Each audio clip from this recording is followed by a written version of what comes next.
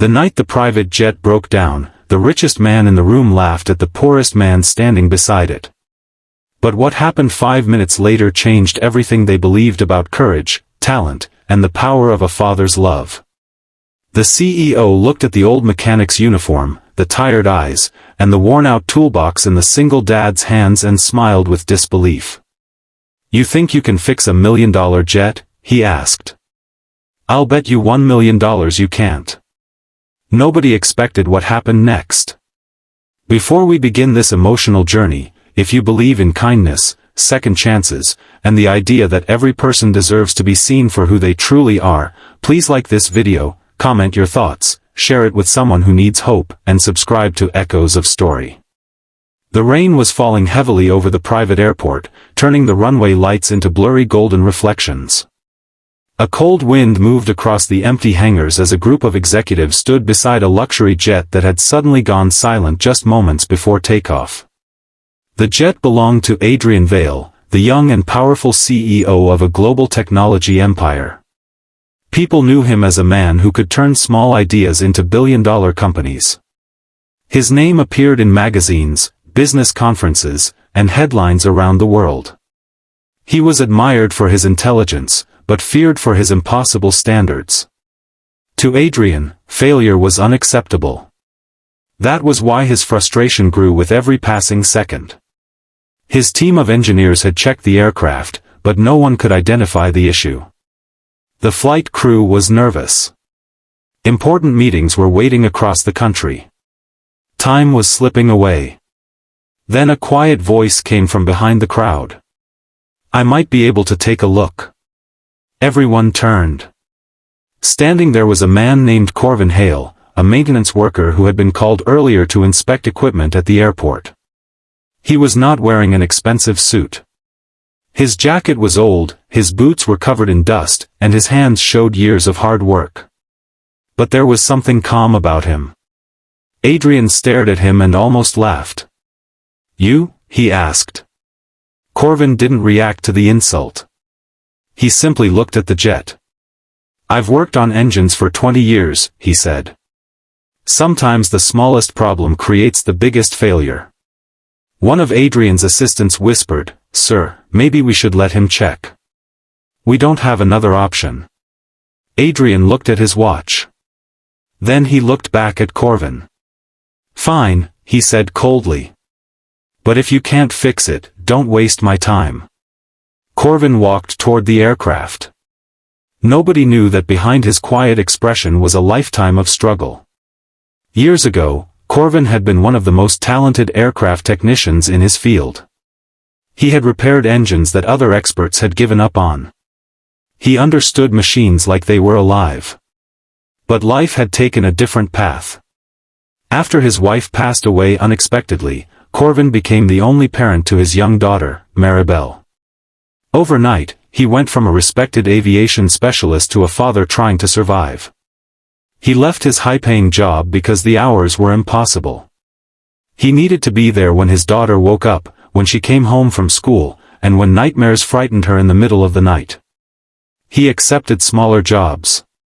He fixed old cars, broken appliances, and airport equipment. He did whatever was needed to put food on the table. People saw a struggling mechanic. They never saw the sacrifices behind him. As Corvin opened the jet's access panel, the executives watched impatiently. Some were already laughing quietly. "He won't find anything," one of them said. Adrian stood with his arms crossed. "5 minutes," he said. "That's all I'm giving him." Corvin ignored them. He listened. Not with his ears alone, but with experience. The engine system had a strange vibration. Something small. Something hidden. He checked the sensors, examined the wiring, and followed the problem deeper into the system. Then he stopped. His eyes narrowed. "There it is," he whispered. One of the assistants looked confused. "What?" Corvin pointed. "A damaged connection." The engineer beside him shook his head. "Impossible. We checked that section."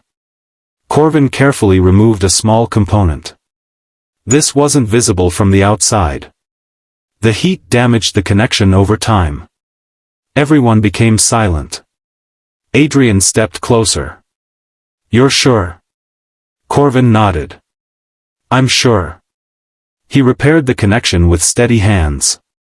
The process took several minutes. Then he closed the panel. The crew restarted the system. For a moment, nothing happened. The silence felt endless. Then the engines came alive. The powerful sound filled the hangar. 5 minutes after Adrian's bet, the jet was working. Nobody spoke. The same people who had laughed were now staring at Corvin in shock. Adrian looked at him differently. Not as a worker. As someone he had underestimated. But Corvin simply packed his tools. "Glad I could help," he said. Adrian stopped him. "Wait." Corvin turned. The CEO reached into his pocket and smiled slightly. "A bet is a bet." He pulled out his phone. "I'll transfer the $1 million. Everyone looked surprised. But Corvin shook his head. "No." Adrian frowned. "No? I didn't fix it for money." The CEO studied him. "Then why did you do it?" Corvin looked back at the jet. "Because I know what it feels like when everyone gives up on something too quickly." That answer stayed with Adrian. For the first time in years, someone had challenged him without trying to impress him. Later that evening, Adrian learned the truth about Corvin. He discovered that the mechanic everyone ignored was once one of the best aviation technicians in the industry. He also learned about Maribel, the little girl who waited every night for her father to come home. The daughter who watched him come home exhausted but still smiled because he never missed telling her, "Tomorrow will be better." Something changed inside Adrian. He remembered a time when his own father had been alive. Before success became everything. Before money and power replaced simple moments. He remembered being a child who wanted attention more than expensive gifts. The next morning, Adrian visited Corvin's small apartment. Corvin was surprised. The CEO stood outside his door, not surrounded by assistants, security, or cameras. Just himself. "I owe you more than money," Adrian said. Corvin smiled. "You don't owe me anything." But Adrian disagreed. "I was wrong about you." Those words were difficult for him to say. People like Adrian Vale were used to winning arguments, not admitting mistakes. "I judged you because of your clothes and your job," he continued. "I forgot that talent doesn't always come with a title." Corvin looked at him quietly. Then Adrian noticed something on the table. A drawing. It showed a father and daughter standing beside an airplane. Above them were the words, "My dad can fix anything." Adrian felt something heavy in his chest. That simple drawing meant more than any award hanging in his office. He finally understood what Corvin had protected all those years. Not just an engine. A family. Adrian offered Corvin a position in his company. Not as a regular mechanic, but as the head of a new aircraft safety division. A chance to use his knowledge again.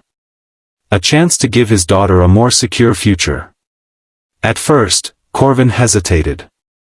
He had been disappointed before. Promises had failed him before. But Adrian kept showing up. Not with expensive gifts. With actions.